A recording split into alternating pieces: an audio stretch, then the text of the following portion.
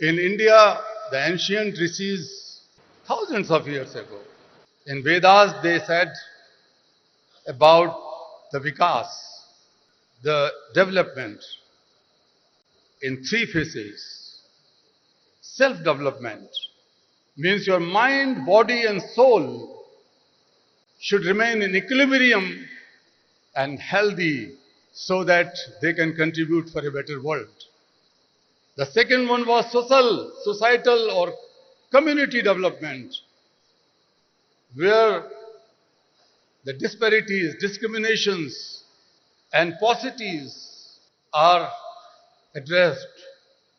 And the last one was the global development. The global development. Because we considered the entire world is one family. We cannot just walk alone. Our Rishi says, Sangachadhum samvadadhum samvo manansi janatam. Let us learn to walk together. We have to promise, we have to take a resolve that nobody is left out, nobody is left behind.